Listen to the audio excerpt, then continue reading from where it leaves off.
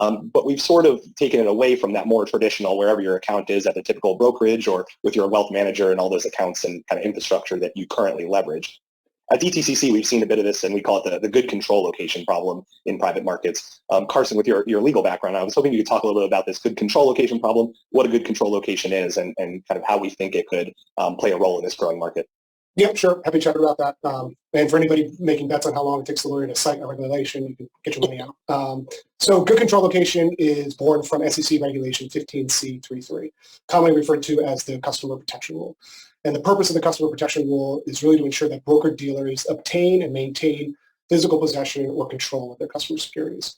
But as I think everyone here knows, history has shown that it's not very efficient for broker-dealers to try to maintain physical possession of all of their customer securities. It doesn't work. So what BDs traditionally do is rely on a good control location.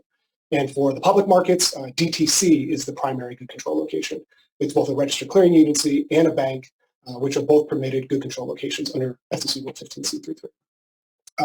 And in DTC serving in that position as a good control location, it really helps to bring more efficiency and effectiveness in the clearance and settlement of public market securities.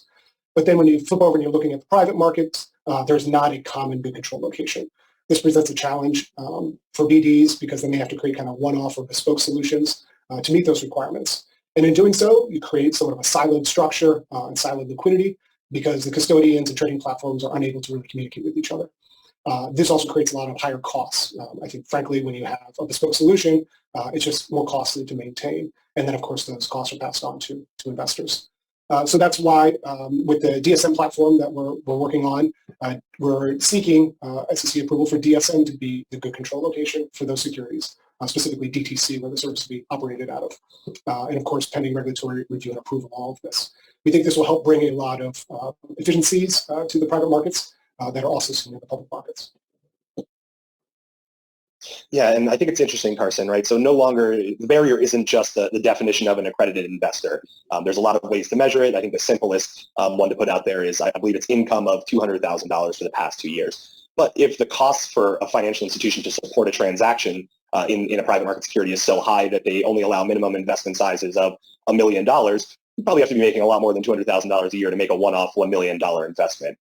So this really kind of locks out that more retail base. But I think these costs are probably seen across the industry. So Darren, I mean, BlackRock is large enough that they're probably able to overcome higher operational costs. But where you sit, I imagine you have a mandate to try to lower these costs and create operational efficiencies. I'm curious what some of the kind of standout pain points are when you look at these private market assets compared to more mature markets like public equity. Yeah, I think everyone's made a great point, right? Stephen, and you and Carine both talk about it a little bit. But access is one thing, right? But then being able to democratize and actually offer is another, right? So I think Carson's comments sort of were right in line with sort of what I view as the central theme that creates friction throughout the private markets investment lifecycle, right? And it's that lack of a single source of truth. Carson refers to it as, good control. I think about it as a gold copy, right? What is the single source of truth?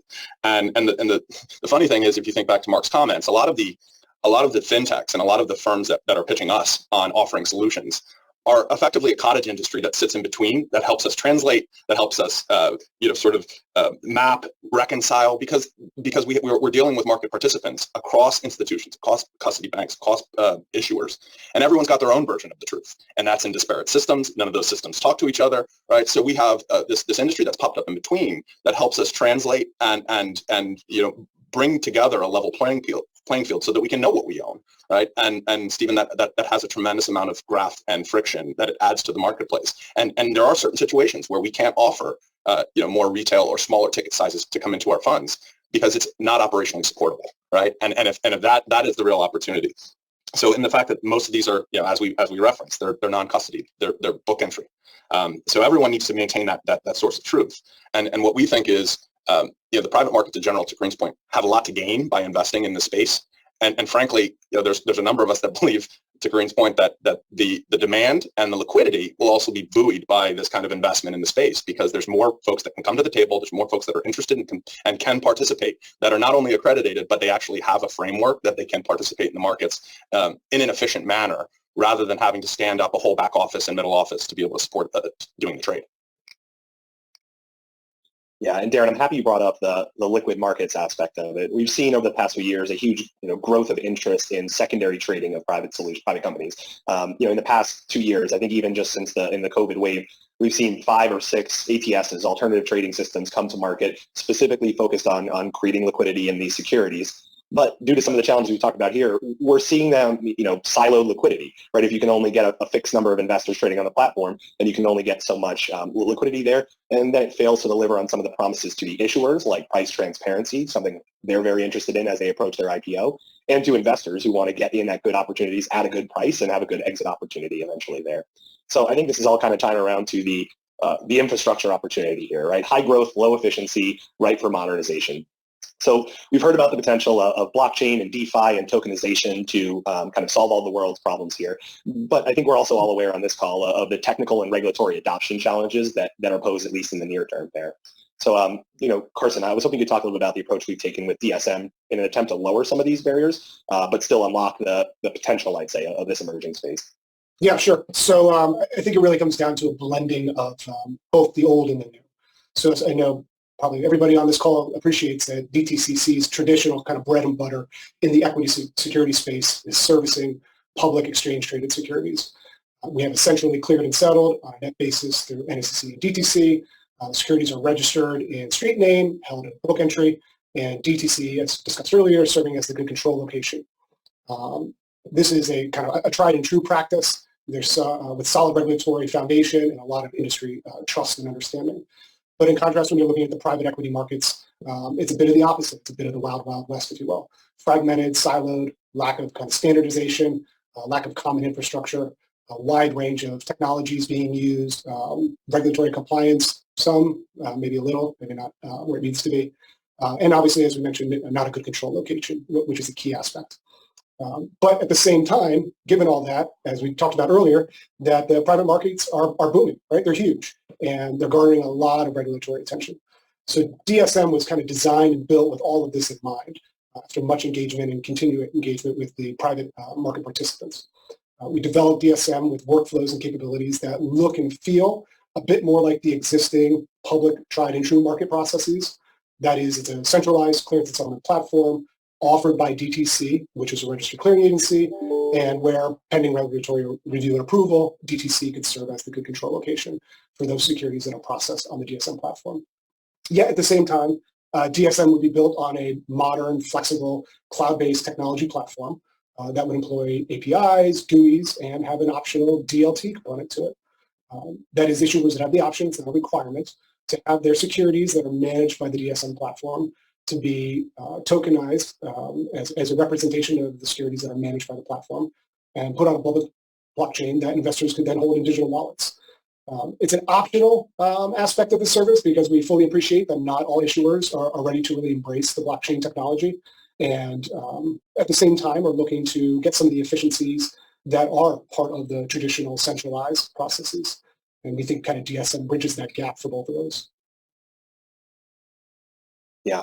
Yeah, and I think that's a lot of the way that we've looked at it internally, right, Carson, of how can we, not put a roadblock up in front of this emerging trend of tokenization? How do we reach that end state? Well, in order to reach the end state, need to take intermittent steps to get there. So, Darren, from your perspective, I think we've talked a lot about this, but there's certainly a lot to be gained by industry-wide common infrastructure that brings a fragmented ecosystem together. But in order to do that, you need to do just that, bring a fragmented ecosystem together. So I'm curious how you think about the balance of the near-term efforts and kind of balancing multiple initiatives in this space from the, with the long-term benefits that that you can envision and kind of what that end state could look like. Yeah, Stephen, we from the buy side, right, are very much focused on this area, and we want to be involved and have a seat at the table in all of these conversations. And that's really the key for us, because there will be some multiple entities working on these type of initiatives. We're involved with many of them, but we want to use our voice and our experience to be a part of the solution because we think it's desperately needed. We all stand to benefit from the growth of the industry, right? So we want to be a part of that, and we want to participate in initiatives that will lay the groundwork and the framework for that future growth across asset classes, across in channels of capital, et cetera. So I think Carson referenced it earlier. The growth that we've seen over the last 10 years has been astronomical, But to sustain that growth and keep that pace of growth, there's no way that we can continue to operate in the environment that we're operating in on Excel and paper.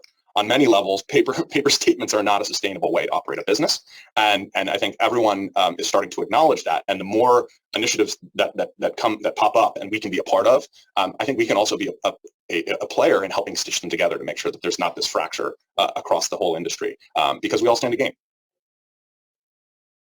Yeah, and I think you touched on an important point there, Darren, which is, it's not just sitting back and waiting for that infrastructure solution to arise. It's developing your own systems and solutions to make sure that when it is there, you're not the firm sitting there still doing your part of the process on paper. So we're actually finding this increasingly important at DTCC to develop loosely coupled platforms with modern interfaces to be ready for the next thing and hopefully the thing after that. Carine, when I look at Estrella, you guys are building with an open architecture, an API